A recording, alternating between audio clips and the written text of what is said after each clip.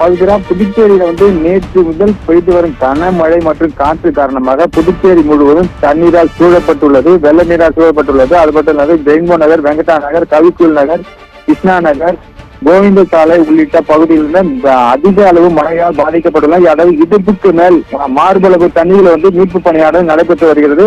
இந்த மீட்பு பணியில் துணை ராணுவ படையினர் 60 பேரும், தேசிய பேரிடர் மீட்பு குழுவினரும் மற்றும் உள்ளூர் அதிகாரிகள் அந்த ஊழியர்கள் மற்றும் அதிகாரிகள் ஈடுபட்டு வராங்க. அவர்களுக்கு தேவையான பொருட்களையும் வழங்க வேண்டும் பொதுமக்கள் கோரிக்கை விடுறாங்க. அவர்கள் மீட்பு பணி மட்டுமே இப்ப தற்போது நடைபெற்று முகாம்களில் தங்க வைக்கப்பட்டு அங்குதான் உணவு கொடுக்கப்படுகிறது. ஆனால் லட்சக்கணக்கானோர் இந்த மழையால் பாதிக்கப்பட்டுள்ள வீட்டிலிருந்து முதல் மாடியிலிருந்து கீழே இறங்க முடியாத சூழ்நிலையில் ஏற்பட்டுள்ளது.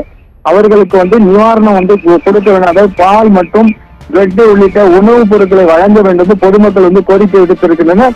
அது மட்டும் இல்லாத முன்னாள் முதலமைச்சர் நாராயணசாமி அந்த பகுதி பார்வையிட வந்தார். அவர் இந்த அரசு தோல்வி அடைந்துள்ளதாகவும் மழை சம்பந்தமாக அந்த அரசு தோல்வி அடைந்துள்ளதாக தெரிவித்திருக்காரு. அது மட்டும் இல்லாத புதுச்சேரி அரசு எத்தனை போக செயல்பட்டதனால்தான் இதற்கான காரணம் என்றும் தெரிவித்திருக்காரு பவித்ரா. அது மட்டும் புதுச்சேரியில வெள்ள நீர் வழியாக ஆங்காங்க இடுப்பளவு தண்ணீர் இருக்காங்க. இதுக்கு பாத்தீங்கன்னா கார்கள் கிட்டத்தட்ட 1000க்கும் மேற்பட்ட கார்கள் பழுதாகி நிற்கிறது. டூ வீலர் அதாவது இருசக்கர வாகனம் பழுதாகி நிற்கிறது. பவித்ரா,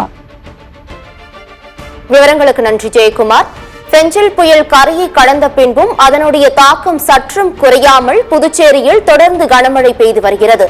இதனால் அப்பகுதியில் உள்ள மக்கள் வெள்ளத்தில் பாதிக்கப்பட்டு வருவதால் தொடர்ந்து அவர்கள் பாதுகாப்பான இடங்களுக்கு தங்க வைக்கப்பட்டிருக்கின்றனர். அண்மை செய்தியாக பார்த்து வருகிறோம்.